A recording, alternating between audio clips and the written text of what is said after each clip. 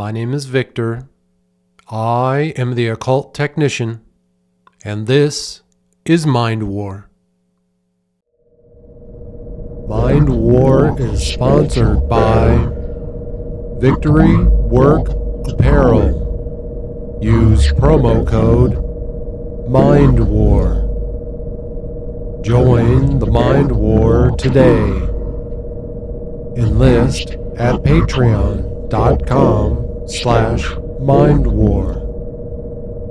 Now, back to the show.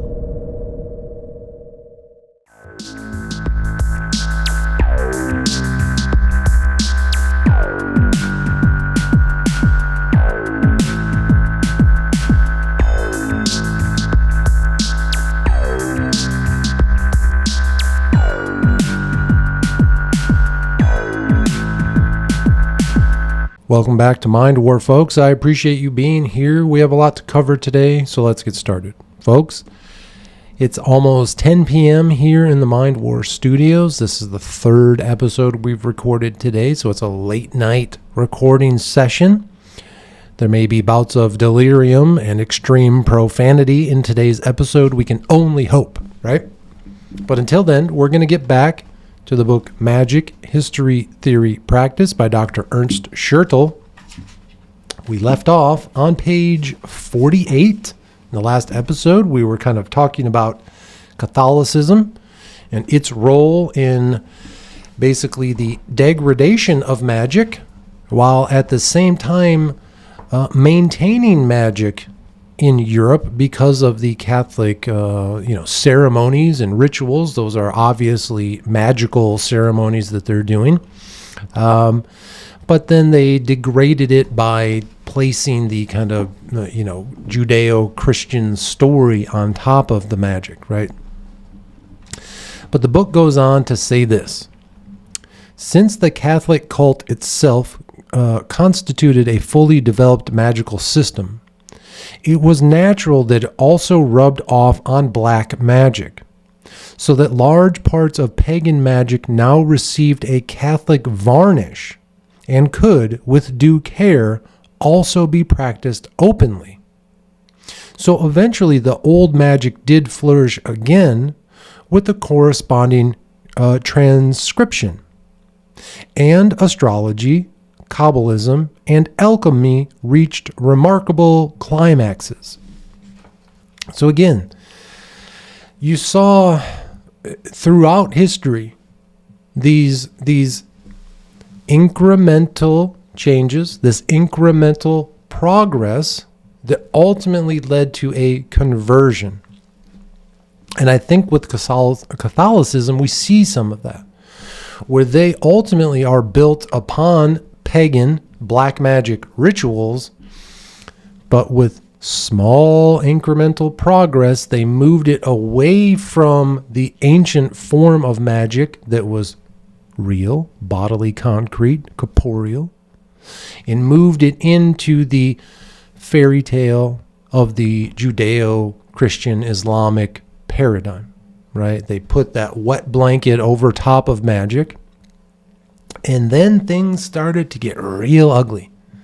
Kind of the same way they are still today, where these mindless drones, the profane, Sunday after Sunday after Sunday, go in and, get on their knees in front of this idol of their Savior being crucified, tortured to death, and then they eat representations of his flesh and drink representations of his blood. And they say it's totally normal and that we are crazy for thinking that it's strange what they do, standing against what they do in any way, right? We're the bad people for calling it out for what it truly is. But it is. It is magical ceremonies. Magical rituals. Black magic is what's going on in those masses. And we go on here to talk about different forms. In astrology, the art of investigating the future from the stars is from very old Egyptian documents found as early as the 12th century BC, which deal with stargazing and day selecting.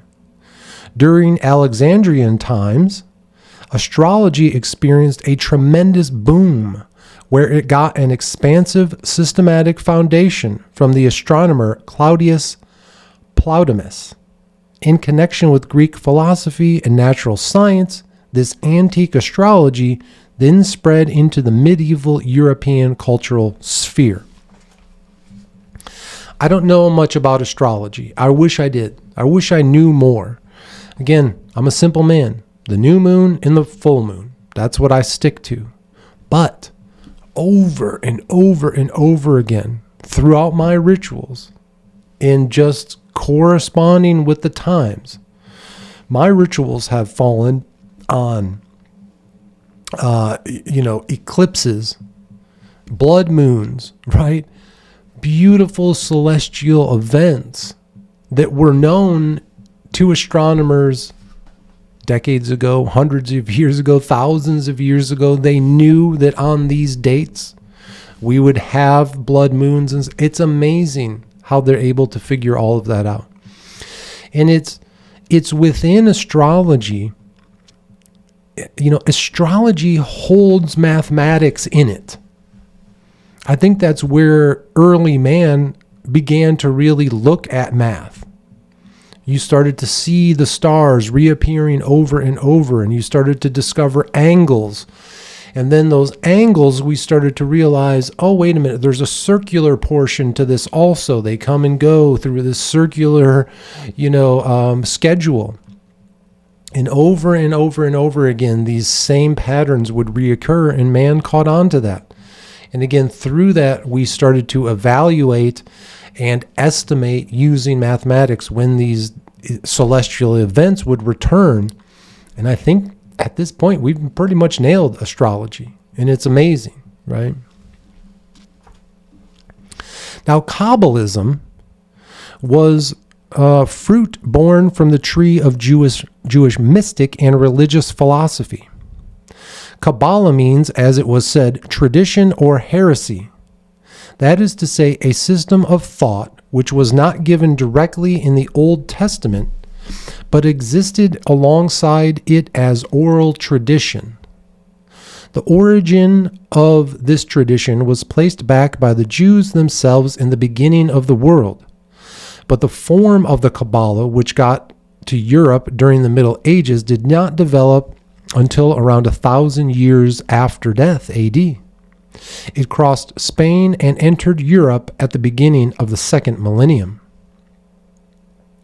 Two different things about the Kabbalah have to be distinguished. First, its mystical philosophy about religion, and second, the methods by which it tried to harmonize this philosophy with the Old Testament.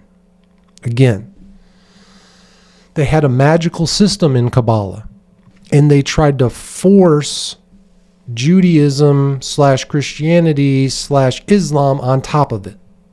Okay? That's where we get these weird gray areas. That's why everyone is always confused today.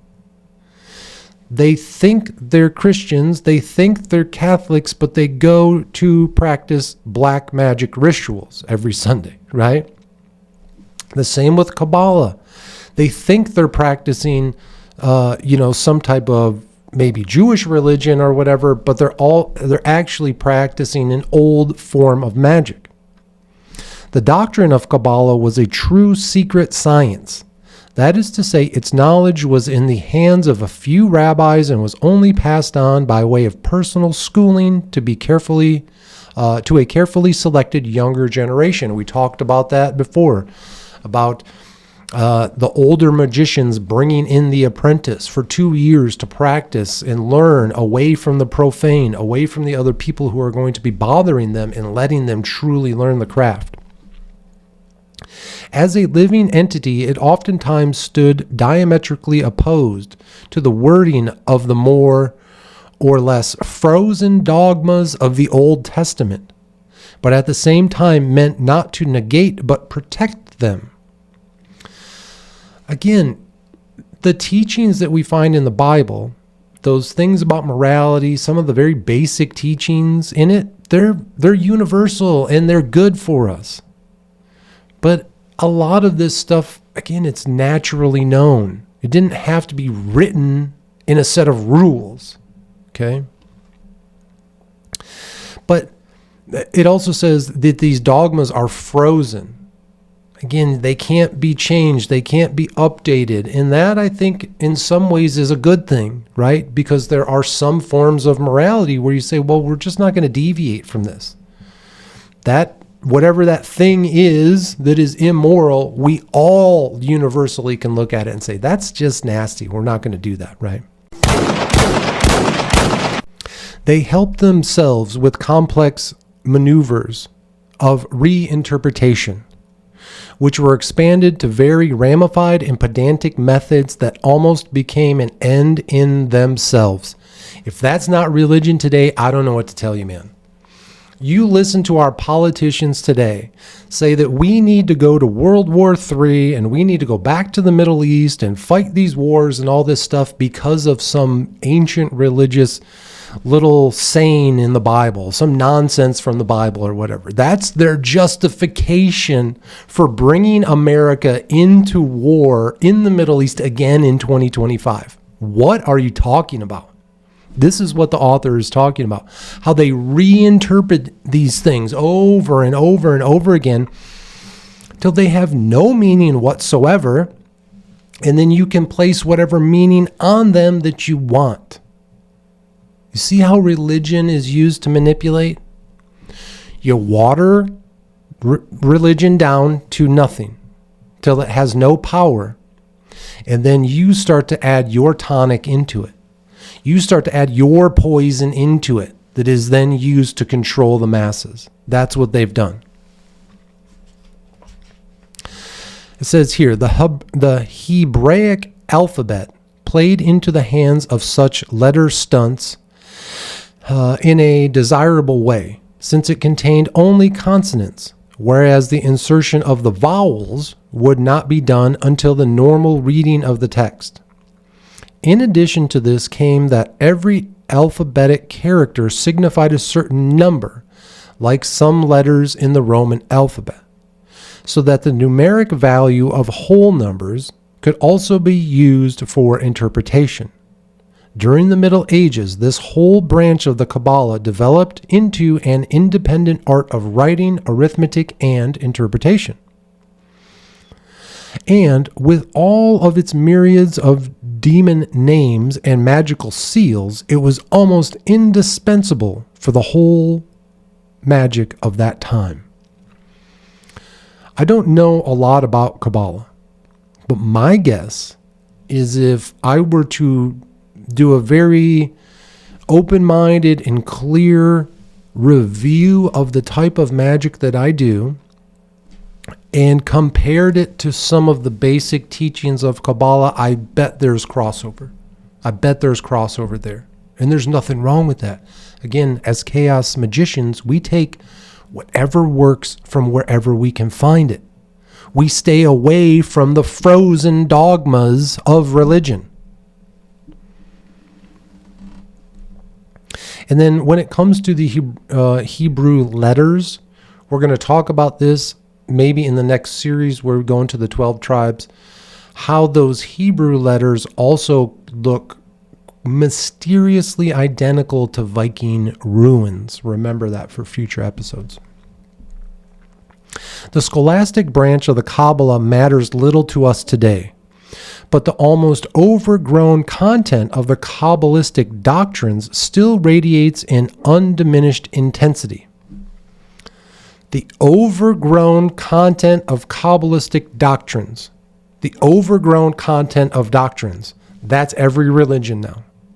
Every religion says the Bible's the most important book, but we also have infinite libraries full of other books that we've written over top to place on top of the Bible. Because again, it's not just the 7 Noahide laws, it's not just the 10 commandments, it's the million other laws that are then placed upon it by the fake infrastructure of the institution, right? That's what he's talking about here. The following short paragraph shows the beauty of this language and its magical content. Okay, and this is a quote from somewhere. We'll find out here in a second. It says, after God had created the night to let the stars shine, he turned against the shadow he had created, looked at it and gave it form. He pressed an image on the veil, wherewith he had depressed its vagueness, and this image smiled back at him. He wanted this image to be him, to form man after his likeness. He looked at this figure, which one day should be the one man, and his heart softened, because he already believed to hear the lamentations of his creation. And God became human, to be loved and understood by the human. The only thing we know about him is this image, which is pressed on the veil, which hides the brightness from us. The image is ours, and he wants that for us. It should be his. God sits on a throne that glitters with countless sparkles, and he lets them grow into worlds. His hair glows and stars emerge from it. The worlds surround his head, and the suns are coming to bathe in his light. The figure of God is twofold. He has a head of light and a head of darkness, a white and a black, a superior and an inferior. All light requires darkness and only becomes brightness because of darkness. The bright head trickles a dew of sweat onto the dark head. Open to me, my love, says God to man, for my head is drenched with dew, and my locks with the tears of the night. The white head is the light, but the black head is the lamp. Nothing comes from God alone. All that is appearing and disappearing appears and disappears in his shadow. But Israel separated the white head from the black head, and so God's shadow became the phantom of the devil.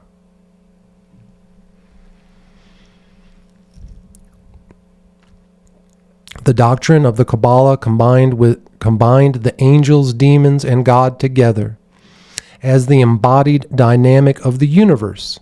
And here it also touches on our theory of magic and demonology, which will be discussed later. It's a very beautiful, kind of almost poetic way of describing this God as light and dark. The darkness is crucial to your work, and it's one of the things that's missing from almost all religions, almost all forms. They constantly are focused on the light, the good, that's all they ever talk about. Love, love, love. Love is good. Love is okay. We know it's out there. It's out there in abundance. But hate is also as important as love. There are things in this world worth hating. It's why I talk about hate in my work. It's why I display hate in my art, to remind people that it's okay to hate things. A quick side tangent. On my Instagram, I have been getting a lot more views on my profile than normal. And first, I want to thank all of you because through this series, I know that you are going to my Instagram account at The Occult Technician and viewing my art and watching my videos. And I appreciate that so much. And that is bringing about a certain number of views, an increase in views, right? I know that. But over these last about 2 weeks, my profile view count has went from 1,000 views per month to almost, I checked earlier today, was 13.5 thousand views. That's huge for me. I've never had those numbers on Instagram at all. It's not because of love. It's not because of the wonderful things that I teach you here in the Mind War podcast. It's because of hate. The last few weeks, I have been on a tear trolling on Instagram. I have been leaving comment after comment after comment. All of these trolling things, and folks, when I tell you, it's the most gentle, elementary school level trolls. Just minuscule stuff. Just a tiny piece of sand in the gears of these posters and in their audience. And the hatred that I receive from these tiny comments it's just miraculous in a way. All of these people who say they are lovers, that say that they're good, they show their true selves. And that's beautiful. And I hope that through this podcast, I can teach you different techniques and show you different ways to bring this out in people. Bring out the true people that you deal with, their true selves. Because it always comes in the form of hate. Don't be afraid of hate, man. Love it. Love it when they hate you. I do. I revel in it. I think it's fucking hilarious. These people are out of their minds with the things that they reply to me for simple trolls. Common sense trolls. A lot of it is these posts that are just so overboard and so out of control in these posts and things that people are saying. They're so disconnected from reality. And I simply try to just push them back to reality just a little bit. And man, do they resist. The profane resist reality. That's what we're up against. It's a beautiful thing. Okay, so the next section here is on alchemy. So we're moving to another form of practice here. It says alchemy, the most important discipline of medieval magic next to astrology and the Kabbalah, seems to have its origins in Egypt, where the Hermetical books represent the oldest description. By intervention of the Greek atomists, this ancient form of what is known today as chemistry reached Europe. Okay, so alchemy has two forms. Alchemy turned into chemistry, the chemistry that we know today. The chemistry that I wish I would have studied more when I was in school. I didn't quite get it. I didn't quite grasp it. It was, I was more of an engineer. It was easier for me to take wood and metal and turn it into specific shapes for specific purposes than it was for me to grasp the idea of putting two liquids together and creating some type of effect, right? I just couldn't wrap my head around it. I wish I would have spent more time learning actual chemistry. That's one form of alchemy. That's the scientific side of alchemy. That's the bodily concrete, the realistic side of alchemy. There's also a spiritual side of alchemy, because ultimately the stories that we hear from the medieval times is we're trying to turn iron into gold, right? They all wanted to get rich. They wanted to turn a cheap metal into gold so they could get rich, right? That's where kind of chemistry came from. But when you take it on a spiritual level, we take our old selves, which are rusted iron, we're breaking down, and we transform ourselves into our golden versions. We are practicing alchemy here in the Mind War podcast. Okay? Again, the reality version of alchemy is called chemistry. The esoteric, occult version of alchemy is self-help, transforming yourself from a dirtbag into a good guy, okay? The basic idea, the possibility of conversion of these substances and the creation of the one from the other is only possible on the basis of theory of atoms and elements, but also involves certain energetic reflections. Where to draw the border between natural science and magic is as hard to determine as the difference between chemistry and physics. The alchemy had a magical aspect. That alchemy had a magical aspect follows from one of its main propositions. If you do not take the physical state away from the objects, and if you do not recognize the bodiless substances into bodies, then you will not achieve what you are expecting. You have to tear yourself down from that old rusted piece, right? You have to really truly tear yourself down before you can build yourself back up. This was the modus operandi of the Marine Corps boot camp. When you get there, they take everything from you, including your name, including your hair, your clothes, all your belongings. They take it all away from you. They tear you down into nothing. You walk around in sweatpants looking like a goofball for about 2 weeks, but slowly they start to build you back up. You get one piece of the uniform every few days, and you start to become a Marine. You build yourself back up. Marine Corps boot camp is a form of alchemy. We all getting this? We're figuring it out? The different types of alchemy, right? Insofar as this does not just mean a process of gasification, this sentence has to be applied to certain transmutation phenomena, which are so highly complex that they touch on magical phenomena. Again, chemistry is like magic, man. When I did information technology and worked on computers, people would call me a magician. They would say, oh, it's like magic. You just come in here and fix things. No. I studied it. I know what I'm doing. It's not that difficult. It's not magic to me. It's work, right? Same thing with the chemist. They understand these things. But just like we are discovering new forms of computer science today with things like cloud computing and quantum computing and all this type of stuff, right? Chemistry is still doing the same thing. There is magic out there for chemists to still find.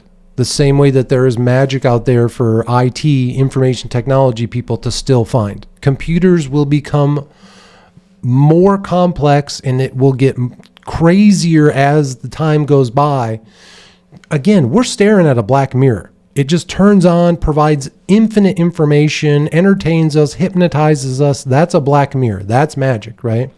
It's going to become even more magical to the point where the technicians don't even know how it works.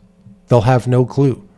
It'll be so beyond everyone that it may just take on a life of its own. The aim of medieval alchemy was the discovery or the synthetic production of the philosopher's stone, a peculiar catalyst by means of which it should not only be possible to gain eternal youth and heal every kind of illness, but especially to artificially create gold from any kind of metal. So part of alchemy and the philosopher's stone is also gaining immortality and dealing with illness. And we see that today. All of the crazy richest guys out there, they're constantly talking about living forever and healing all illnesses. And the Bible warns us that there will be a day in the future where men will not be able to die. They will beg for death, but it will never come.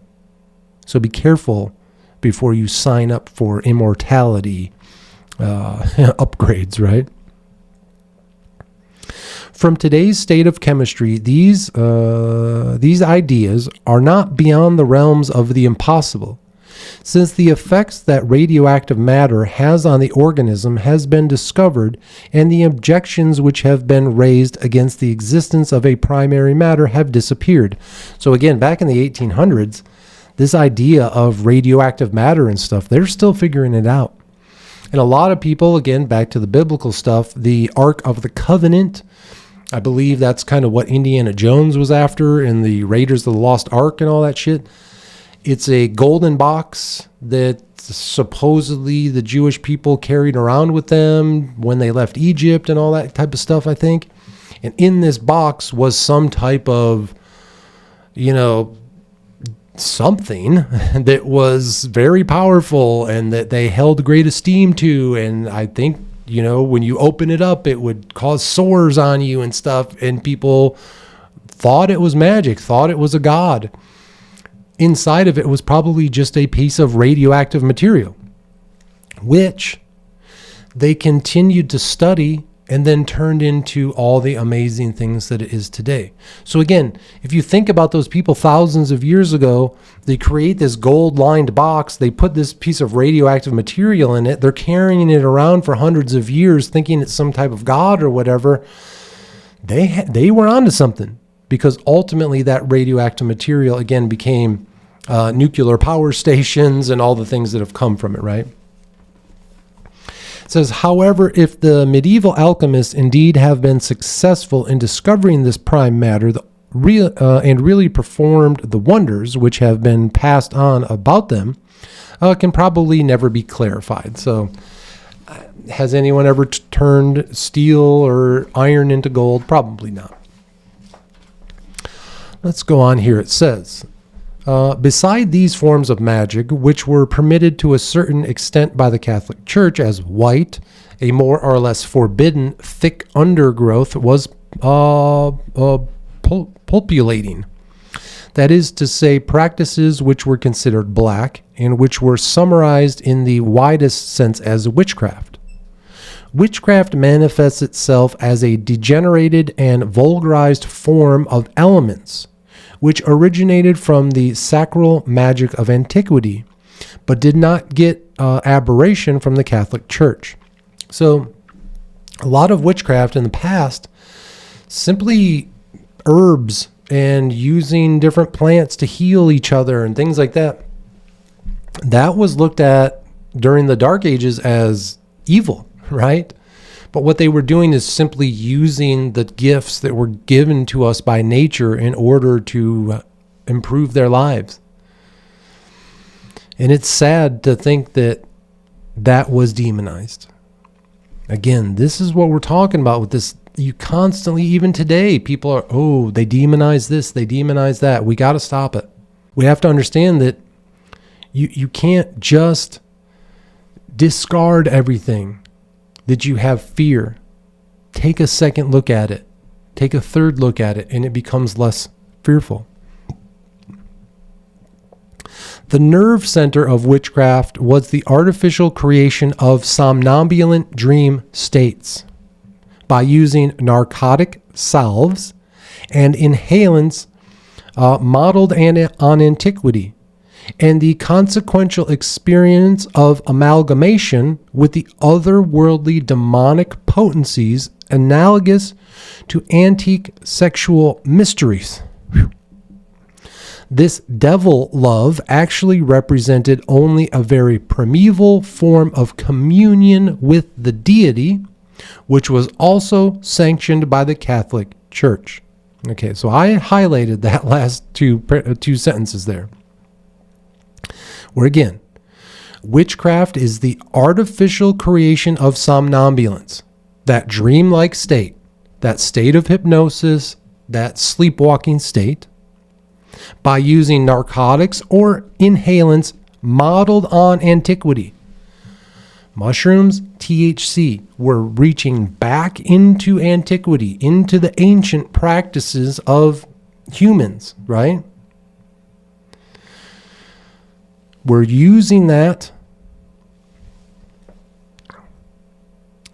with a consequential experience of amalgamation with the demonic potencies. Okay, so when you get into these states of mind, in this state of somnambulance, which I've been just throwing at you as much as I can, how important it is to get in that state of mind, you then are doing the communion. You're then getting into that state where you're able to commune with them. And he says that it's almost comparable to the sexual mysteries, right? These, all sorts of different sexual ways that you can increase sex versus just the act of reproduction, right? Where it can become so much more, right? And it says this devil love is represented only as a very primeval form of communion with the deity. Again, we are communing with these spirits. We're not commanding them, nothing like that. What gives witchcraft its somewhat distinguished varnish is its low and plebeian level, but which puts its stamp on all life expressions of that time. The peasants' wars, the defenestration at Prague Castle, and finally the 30 Years' War. Not really sure what those are. Probably different types of struggles that went on during the Dark Ages between people that were having these Judeo-Christian beliefs forced upon them, and they were being stripped away of all of their pagan beliefs and systems of life, which were just magic. The demise of medieval magic was initiated by the Reformation and the rising humanism that naturally followed. Since the reformers traced back to early Jewish Christianity, which was based on the prophets but not on the orthodox magically oriented Yahweh cult, they therefore primarily fought against the magic foundation of Catholicism. So again, even early Christians, even people who were considered part of this Yahweh cult, were fighting against Catholicism because, again, it brought a watered down version of what they were trying to do. Catholicism, which was alien to Europe, meant a kind of flooding, and one is almost tempted to say a taking by surprise of the actual European development trends, which emerged again at the time of humanism after having been suppressed for centuries. Okay. I'm not here to fearmonger about Islam. I'm not here to fearmonger about Muslims. But if we look at what the future of the Judeo-Christian Islamic paradigm is, what they want for our lives, I believe they want a world that looks much more like the Middle Eastern countries today, where everyone, it doesn't matter if you're Jewish, Christian, or Muslim, you're going to have to be one of the three, or actually you'll all have to be part of this one singular new religion, right? You're going to be bowing down whatever the new things that we have to do, whatever the new daily rituals and stuff are, you will all have to be doing them. I fear that's what's coming. I don't think it's going to be Islam and the Muslims forcing it upon us. It may be in some places. But ultimately, whatever this one world religion ends up being, I think it's going to look a lot like that. Extremely structured, extremely, lacking in freedom. It's going to be ugly. We see what goes on over there. That's why there is this division between the East and the West, right? That's why we fight so hard against those teachings. Not anymore. Seems to just be being welcomed by somehow the left. Somehow the left has teamed up with Islam. The two farthest sides of the pendulum are working together towards the middle, right? Towards us, center X people, right? They are working against us somehow. I don't understand what they think is going to happen. Because ultimately, if they destroyed us, they will destroy each other in the end, right? None of it makes sense, what's going on in the world today. And that's why we do this work. That's why we come down here, we talk about these difficult topics, we break them down, and we just try to remove them from us. It's not necessary. It's not necessary to have these frozen dogmas. The collapse of Catholicism split the whole foundation on which magic in Europe had previously grown. Solely in France, which stayed Catholic, did some parts of magic remain until the modern spiritualism was imported from America during the 19th century. Its mother soil was not impulsive demonism, but sentimental Puritanism. And that's probably what our, the Pilgrims were, Puritans, right? Coming through with very strict rules and stuff like that. Again, in olden times, you had to be very careful about what you did. This idea that you can't eat certain foods and stuff like that, like let's take shellfish, right? You hear that you're not supposed to eat shellfish. Yeah, that's because these people were living in the desert at the time, right? You're not going to find fresh seafood in the desert. So they're basically telling you, if some reason you come across a lobster or shrimp and you're in the middle of the desert, don't eat it. You're going to get sick. I think that's kind of the basic ideas, right? So some of those rules, those laws, again, they didn't necessarily need to be written down. You kind of know it. You smell stinky fish, you don't eat it. As noteworthy as the scientific handling of occult sub-problems is today, most of what calls itself an occult or theosophical worldview is flimsy and immature at best. That's what we are. We are flimsy and immature. This is so basic, the stuff that I'm trying to share with you. I'm immature in it. It's again, self-taught chaos magic, right? I'm no expert at this. I'm no professional at it. We are still in those very immature and flimsy days. The babbling of a late senile time. So maybe we are at end stage, late stage senility, all right? It says, and I highlighted this last sentence, and it says, but to this day, every dwindling end has always been followed by a vigorous new beginning. And that, folks, is the final reading from the history section of the book, Magic, History, Theory, Practice. And it leaves us with this beautiful sentence reminding us that a new beginning of magic is occurring right now. It's what we're doing. It's what you are doing by practicing occultism. We are the generation that is raising magic up, going back to its ancient roots of antiquity and bringing it forward, removing all of the other nonsense that has clouded men's minds for generations. And we're going back to those olden times. A new beginning is happening right here in the Mind War podcast. It's happening all around us. Multiple versions are happening everywhere. You can find it today. You just have to look.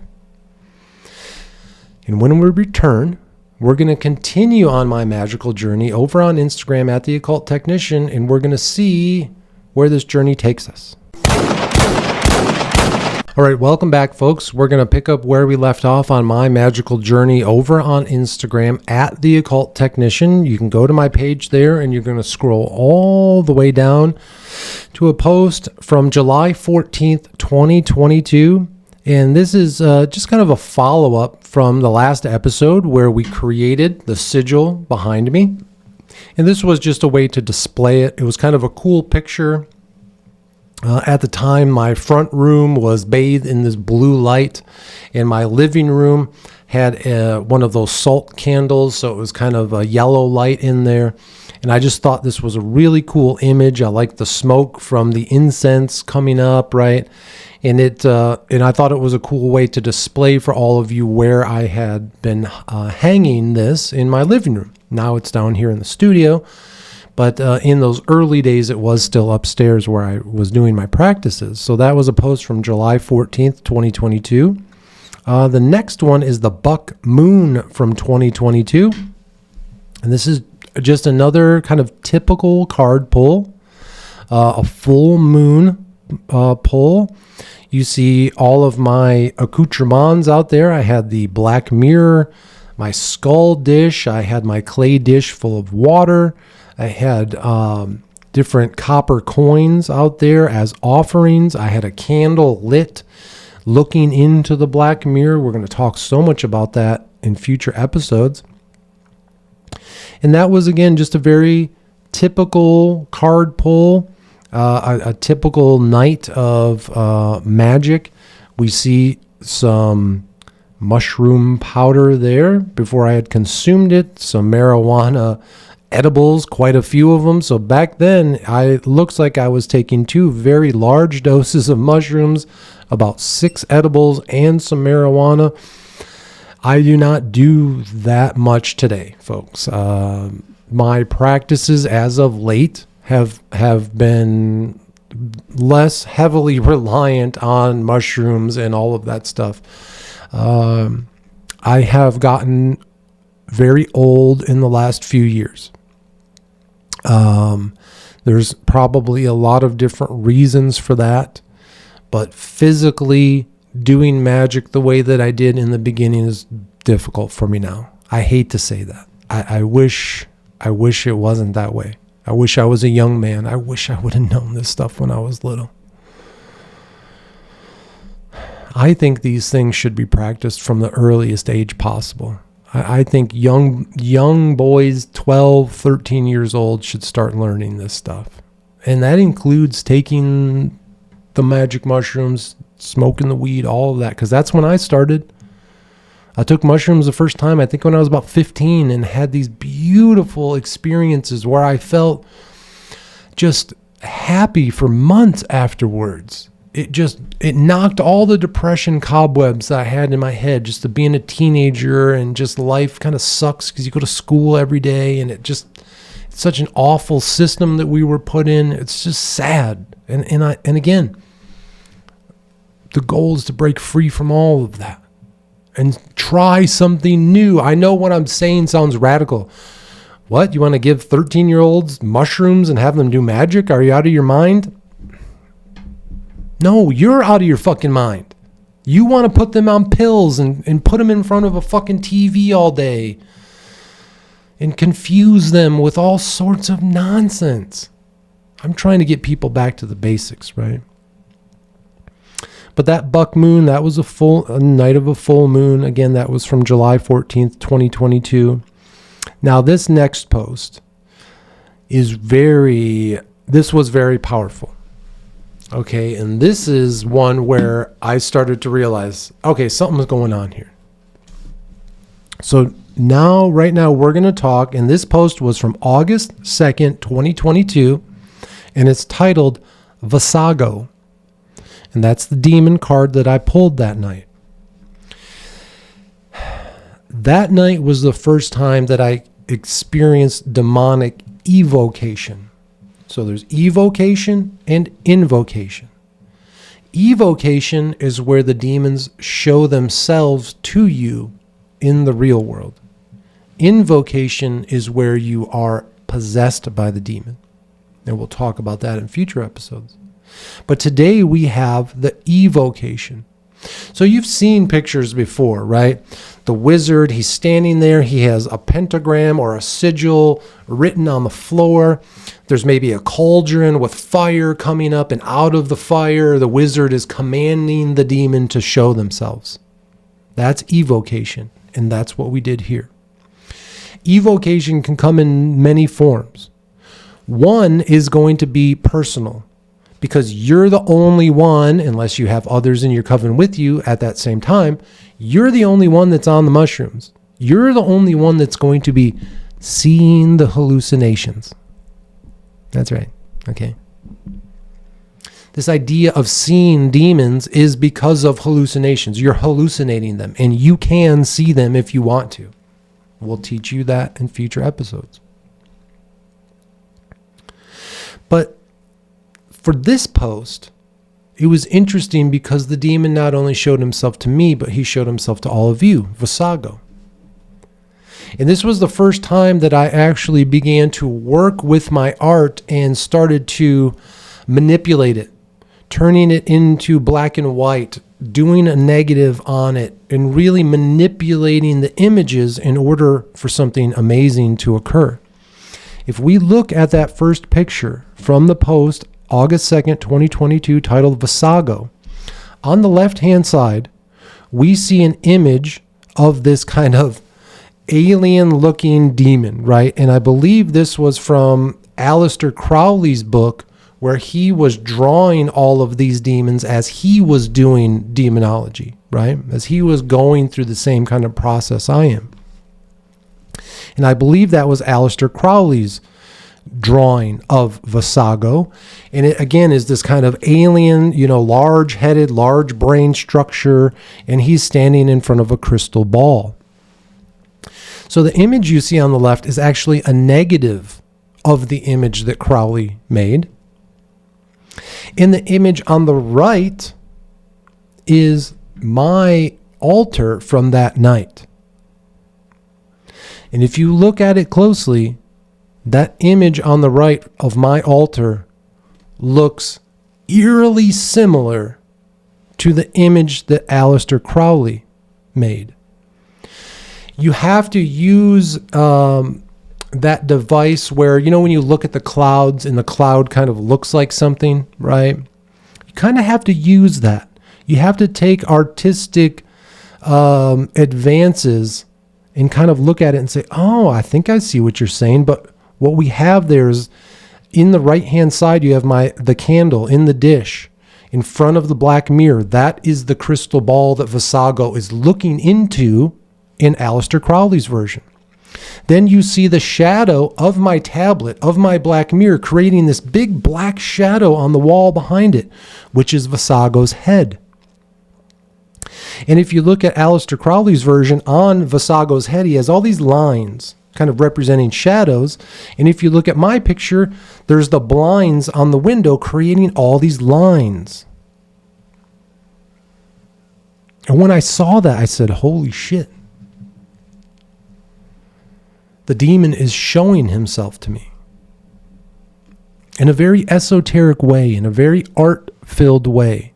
He didn't come out and show this scary monster to me.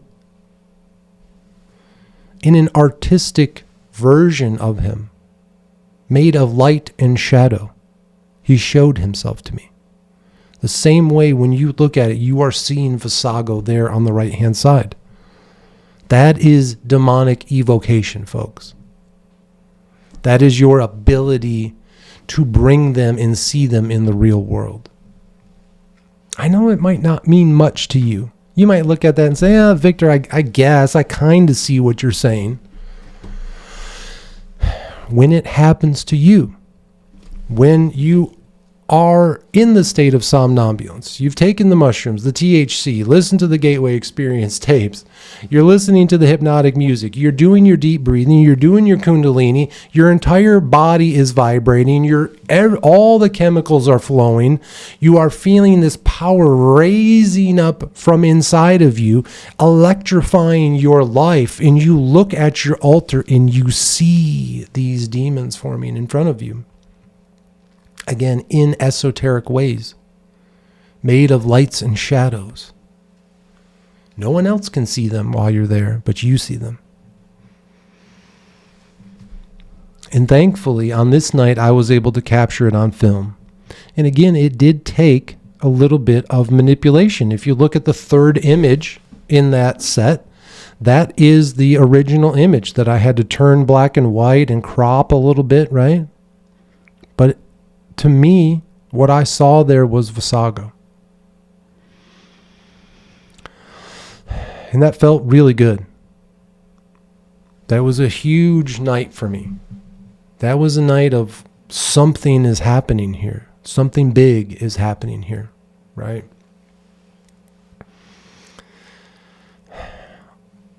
Again, you can see them in different forms.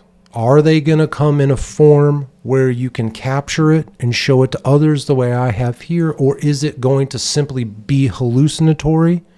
Depends on what you're doing and which demon that you're working with, right? But it's going to happen. And when it does, it's going to take you by surprise. It's going to make your heart skip a beat because it's very powerful when it does happen. And I think we're going to leave it at that. The next post goes into a completely kind of different topic where we reach back and talk about a few other things, but I think we should save that for the next episode. Again, this was hour 3 of recording tonight. This has been wonderful, very therapeutic for me. I needed to get back here to the Mind War Studios. I've been working so hard at not only accomplishing all sorts of projects in my real life, but also relaxing so hard. I have been enjoying the late spring, early summer. We've been having so much fun just with the warm weather, friends, family, reconnecting again after what was a very harsh winter and a dark winter, if you will. And I'm glad that we made it through to kind of be on the other side of it. And we're on the other side now. And with my friends, I keep reminding them, hey, remember how difficult things were 6 months ago, because now we've made it through. And you need to remind yourself that too. When you're going through a dark time and you make it out of that dark time, think back to the person that was you while you were going through it. Think back to them and remind them. Tell them it's okay. You're almost done. You're going to make it through.